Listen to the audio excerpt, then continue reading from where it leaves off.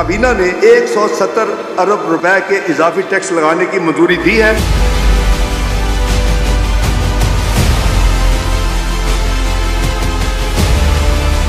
जो दरमियाना तबका है, जो गरीब तबका है, वो तो समझे कि इस टाइम टोटल 80% डिफॉल्ट कर चुका है। शादी की तकरीबात के बिलों पर 10% की शरह से withholding adjustable advance income tax नाफिज किया जाएगा। अनकरीब ये हुक्मरानों के उन सबके जो है ना वो गिरबान होंगे और अवाम के हाथ होंगे। अस्सलाम वालेकुम नाजरीन, मैं हूं आपका मेज़बान आदिल चौहान और इस वक्त मैं मौजूद हूं न्यू अनारकली में और मेरे साथ मौजूद हैं सीनियर बिजनेस लीडर हाजी नईम खान साहब। आज हम इनसे बात करेंगे मिनी बजट के हवाले से, हुकूमत की जानिब से जो मिनी बजट पेश किया जा रहा है, इसमें जो ताजर बरादरी है क्या वो इस बजट से मुतमिन है, आम आवाम की ज़िंदगी पर इस बजट का क्या असरात मुरतब होंगे और ये महंगाई के बहरान की तरफ लेकर जाएगा या नहीं, इस हवाले से हम बात करेंगे हाजी साहब से। जी बिस्मिल्लाहिर्रहमानिर्रहीम। मैं प्रेसिडेंट अनारकली बोर्ड का और सीनियर वाइस चेयरमैन पाकिस्तान ताजा नईमीर ग्रुप। जी जो मिनी बजट आ रहा है इसको हम बिल्कुल मुस्तरद करते हैं। आगे इतनी महंगाई हो गई है कि अवाम जो है ना, मेरा ख्याल है अनकरीब जो है ना तकरीबन अवाम भीख मांगने में मजबूर हो जाएगी, क्योंकि अगर वो लखपति है उसका भी गुजारा मुश्किल हो गया, जो करोड़पति है उसका भी गुजारा मुश्किल हो गया है और जो हजारों में खेलता है उसका भी गुजारा मुश्किल हो गया है। यानी कि जो सेलमैन है उसका भी गुजारा मुश्किल है, जो दरमियाना तबका उसका गुजारा तो बिल्कुल ज्यादा मुश्किल हो गया। यानी कि महंगाई इतनी शदीद हो गई है और कारोबार पर तो जो असरात है, मिसाल अगर कमाई 10 रुपए थी और हमारा खर्चा 8 रुपए था, अब हमारा कमाई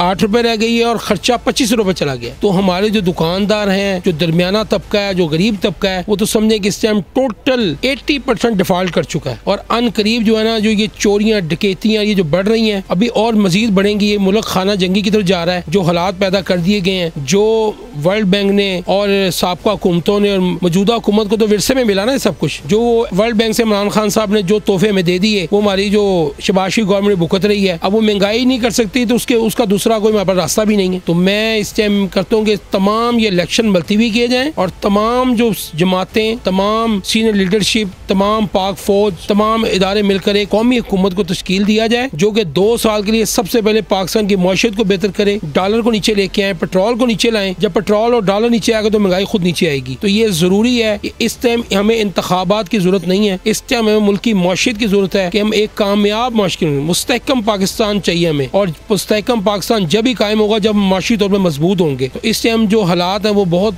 खराबी की तो चले गए। हमें इलेक्शन की जरूरत नहीं। हम पाक फौज से मुतालबा करते हैं ये तमाम इलेक्शन को साइड पर रखा जाए और सिर्फ मुल्क की मईशत पर तवज्जो दी जाए। डॉलर पे, पेट्रोल पे, महंगाई पे इसको नीचे लाया जाए, वरना अनकरीब ये हुक्मरानों के उन सबके जो है ना वो गिरबान होंगे और अवाम के हाथ होंगे। समझे कि एंड हो गया है, अवाम का एंड है और किसी टाइम भी ये जो ना लावा फटने वाला है और फिर ये संभाला नहीं जाएगा। ये मैं बता रहा हूँ। तो मेरी गुजारिश है चैम्बर ऑफ कॉमर्स से भी, हमारे जो लीडरान हैं, अंजुम निसार साहब, इरफान इकबाल शेख साहब और तमाम लीडरशिप से गुजारिश है कि इस मसले को, बहुत गमगीन मसला हो गया, इसको फौरी तौर पर उठाएं और मुल्क की मईशत को बेहतर करें। दफा करें इलेक्शन। हमें कोई इलेक्शन नहीं चाहिए, अभी कोई कुछ नहीं चाहिए। हम खुद सियासी वर्कर पर हमें इलेक्शन नहीं चाहिए। हमें सबसे पहले पाकिस्तान चाहिए, मुल्क की मईशत चाहिए। मुस्तहकम पाकिस्तान होगा तो इंशाअल्लाह ताला पाकिस्तान आगे जाएगा। अगर पाकिस्तान मुस्तहकम नहीं होगा मईशत तौर पर तो फिर अल्लाह माफ करे कि फिर कुछ नहीं हो सकता। फिर हम समझो कि तंजली की तरफ जाएंगे और अल्लाह ताला पाकिस्तान की हिफाजत करे बस। जी हाजी नईम खान साहब का कहना था कि मुल्क की जो सूरत हाल है वो बहुत गंभीर है, महंगाई जो है वो अरूज पर चली गई है। हमें इलेक्शन नहीं चाहिए, हमें जो है सहूलियात दी जाएं ताकि हम अपने बिजनेस को अच्छे तरीके से आगे लेके चल सकें। अगर ऐसा ना हुआ तो ये मुल्क जो है ये खसारे की तरफ जाएगा और आम आवाम जो है वो पिसकर रह गई हुई है और हुकूमत को चाहिए कि वो इस बारे में सोचे और इनके साथ एक प्लेटफॉर्म पर बैठे और इन मसाइल का हल निकाले।